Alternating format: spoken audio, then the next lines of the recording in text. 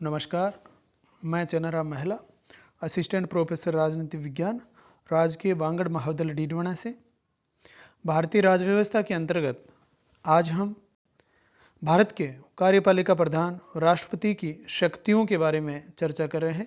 राष्ट्रपति की शक्तियां या उनके अधिकारों की बात करें हम तो उसके अंतर्गत प्रशासनिक शक्तियां, विधायी शक्तियां, वित्तीय शक्तियां, राजनयिकों की नियुक्ति संबंधी जो विदेश से संबंधित शक्तियां हैं वो, क्षमादान संबंधी जो उनके अधिकार हैं वो, तो उन सब में से आज हम भाग प्रथम के रूप में विधायी शक्तियों का वर्णन पढ़ेंगे। विधायी शक्तियां जिसके अंतर्गत वीटो की शक्ति भारत के राष्ट्रपति को प्राप्त है, उसके बारे में आज हम चर्चा करेंगे। विधायी शक्तियां भारत के राष्ट्रपति की। भारत का राष्ट्रपति संसद का एक अभिन्न अंग है। संसद के अंगों की या भागों की बात करें हम तो 3 भाग माने जाते हैं: लोकसभा, राज्यसभा और राष्ट्रपति। तो राष्ट्रपति संसद का एक अभिन्न अंग है। राष्ट्रपति संसद के कार्यकलापों से किसी न किसी रूप में संबंधित है। राष्ट्रपति के व्यवस्थापन से संबंधित अधिकारों का विवरण इस प्रकार है। सबसे पहले देखें हम तो वो है संसद का सत्रावसान तथा विघटन। संसद के सदनों के अधिवेशन बुलाना। तो विधायी शक्तियों की चर्चा आज हम कर रहे हैं। उसके अंतर्गत प्रथम है संसद का सत्रावसान तथा विघटन। संसद के सदनों के अधिवेशन बुलाना, उनका सत्रावसान करना। तो अधिवेशन बुलाने का काम जो है प्रारंभ में वो राष्ट्रपति के द्वारा किया जाता है। सत्रावसान करने का काम भी राष्ट्रपति द्वारा किया जाता है। लोकसभा का विघटन करना, यह भी राष्ट्रपति द्वारा किया जाता है। राज्यसभा तथा लोकसभा में गतिरोध हो जाने पर संसद का संयुक्त अधिवेशन बुलाना।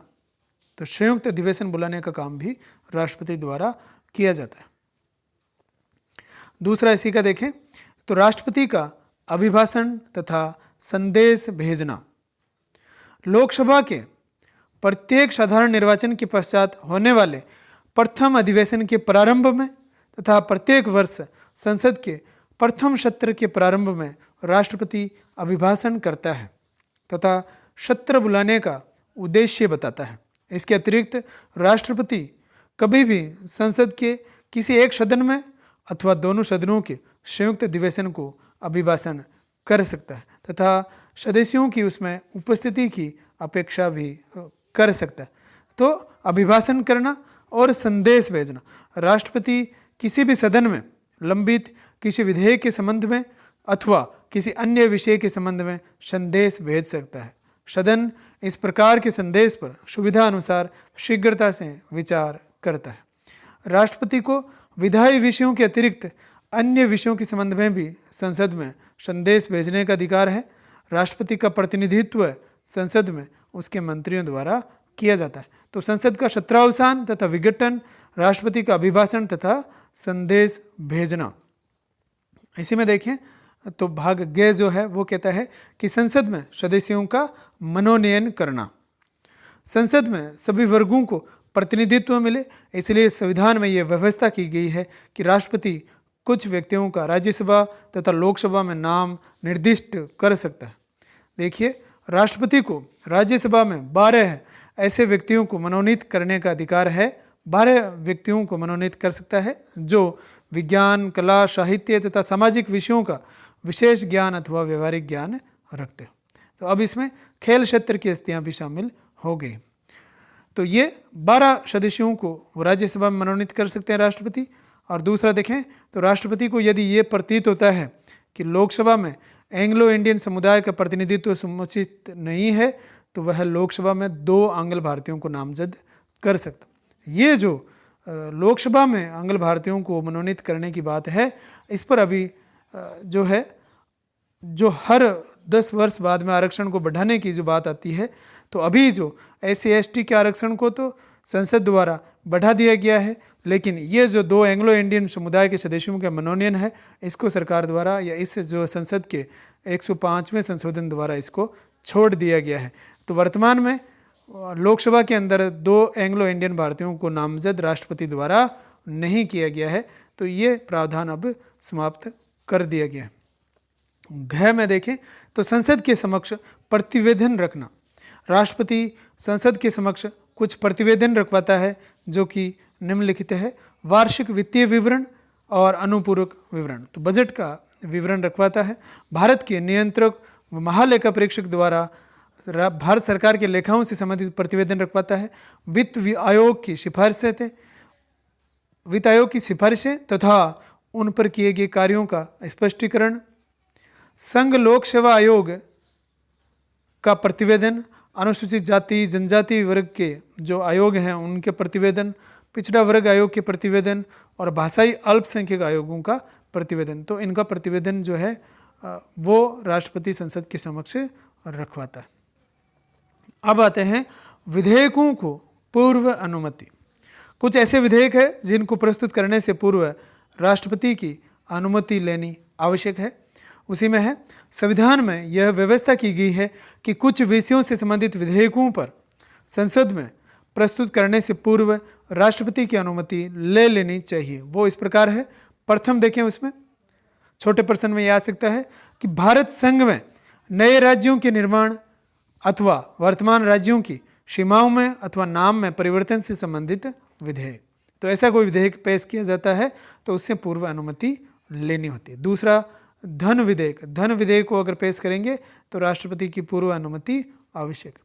तीसरा, कोई विधेयक जो भारत की संचित निधि में से व्यय करने से संबंधित हो। तो धन विधेयक के अलावा भी कोई ऐसा विधेयक जो संचित निधि में से व्यय करने से संबंधित है उसके लिए भी अनुमति लेनी पड़ती है। चौथा देखें, ऐसे विधेयक जो संघ के लिए अधिभार या कर लगाने की बात वहाँ पे आती है। पांचवा, व्यापार की स्वतंत्रता को सीमित करने वाले राज्यों के विधेयक, तो उनके लिए भी ये व्यवस्था की गई है। व्यापार की स्वतंत्रता को सीमित करने वाले अगर राज्यों से संबंधित भी कोई विधेयक है तो उनके लिए भी पूर्व अनुमति लेनी पड़ेगी। तो ये ऐसे विधेयक थे जिन पर पूर्व अनुमति लेनी अनिवार्य मानी गई है। अब बात करते हैं वीटो पावर या निषेधाधिकार के बारे में। बहुत ज़्यादा चर्चा का विषय है। राजनीति विज्ञान के विद्यार्थी ही नहीं बल्कि दूसरे विद्यार्थियों को भी इसके बारे में ज्ञान होना चाहिए। भारत के राष्ट्रपति का वीटो पावर और अमेरिका के राष्ट्रपति के वीटो पावर में अंतर क्या है? सर्वप्रथम आपको ये जान लेना चाहिए कि अमेरिका में विशेषित वीटो है कि राष्ट्रपति द्वारा कोई भी विधेयक पुनर्विचार के लिए लौटा दिया जाता है तो उसको 2/3 बहुमत से दोनों सदनों में पृथक बहुमत से पारित होकर के दोबारा पहुंचना आवश्यक होता है, तब वो लागू हो जाता है। लेकिन यहाँ पे 2/3 की आवश्यकता नहीं है, साधारण बहुमत से ही उसको पारित वापस दोनों सदनों से करके पहुंचा सकते हैं। तो देखते हैं हम संसद द्वारा पारित विधेयकों पर राष्ट्रपति की अनुमति। कोई भी विधेयक दोनों सदनों लोकसभा तथा राज्यसभा में पारित होने के पश्चात राष्ट्रपति की अनुमति के बाद ही अधिनियम बनता है।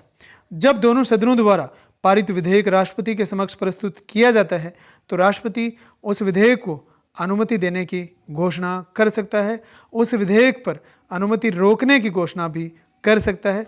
धन विधेयक तथा संविधान संशोधन विधेयकों के अतिरिक्त अन्य विधेयकों को वह संसद को पुनर्विचार तथा संशोधन के लिए भी लौटा सकता है, भेज सकता है। यदि पुनः वह संसद के दोनों सदनों द्वारा पारित करके राष्ट्रपति की अनुमति के लिए भेजा जाता है तो राष्ट्रपति को अनिवार्य रूप से उस पर अनुमति देनी पड़ती है।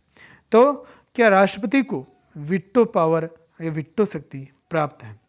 भारत के राष्ट्रपति को विधेयक निषेधाधिकार, जिसको वीटो या निषेधाधिकार कहें, कि वो शक्ति जो है आत्यंतिक, जिसमें बिल्कुल ही मना करना, या निलंबकारी, जिसमें थोड़ा सा टाइम उसमें पुनर्विचार के लिए भेज करके दोबारा ले लिया जाता है, और तीसरा जेबी वीटो। तो भारत के राष्ट्रपति को जो वीटो पावर है वो आत्यंतिक, निलंबकारी और जेबी वीटो का मिला जुला स्वरूप वो है। कैसे हैं? देखिए, आत्यंतिक या पूर्ण वीटो के प्रकार चल रहे हैं ये।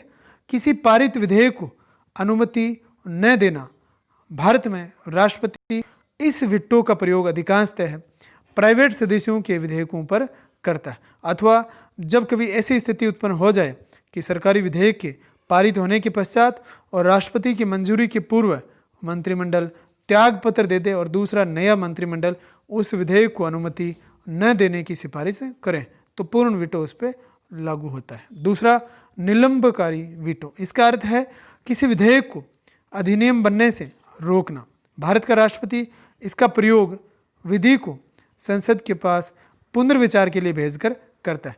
तो ऐसे विधेयक को पुनर्विचार के लिए भेज देते हैं तो फिर पुनः वो पास होकर के आता है, तो ये निलंबकारी वीटो। तीसरा, जेबी वीटो, जब राष्ट्रपति संसद के द्वारा पारित विधेयक को न तो पुनर्विचार के लिए भेजता है और न ही अनुमति देता है और न ही इनकार करता है। ऐसी स्थिति में विधेयक राष्ट्रपति की जेब में पड़ा रहता है, इसलिए इसे जेबी वीटो कहते हैं।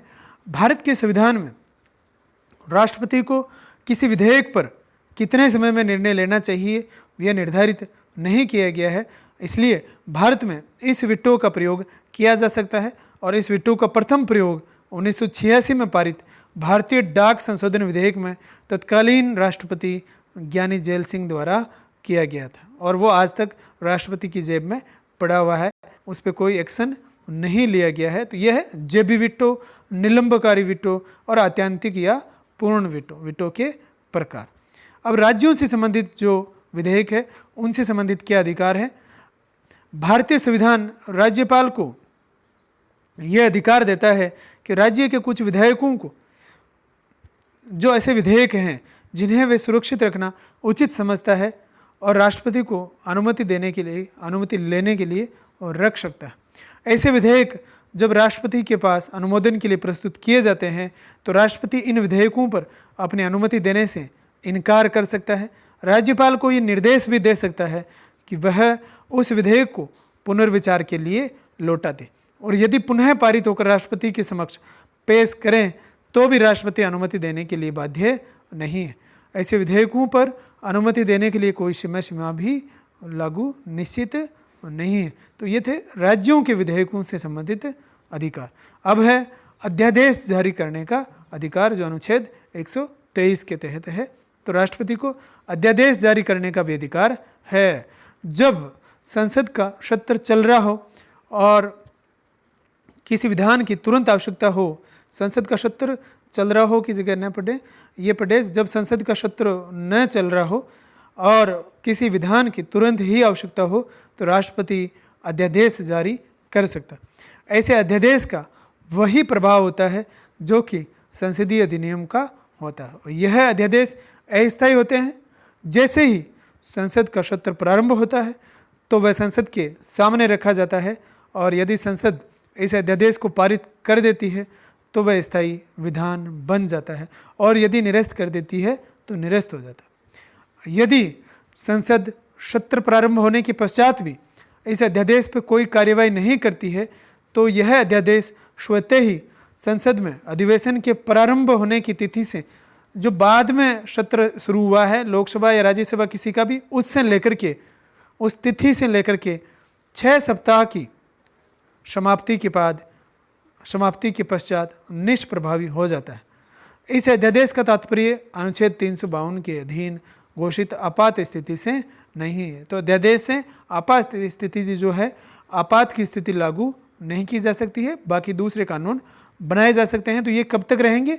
जब तक कि संसद इन्हें जो है वेरीफाई न कर दे, और अगर नहीं करती है तो भी बाद में जो सत्र प्रारंभ हुआ किसी भी सदन का, उससे लेकर के 6 सप्ताह की अवधि तक अधिकतम ये रह सकते हैं। तो ये था अध्यादेश जारी करने का अधिकार, राज्यों के विधेयकों से संबंधित अधिकार, वीटो के प्रकार, जो वीटो या निषेधाधिकार की शक्ति है वो, और संसद में सदस्यों का मनोनयन और विधायी शक्ति।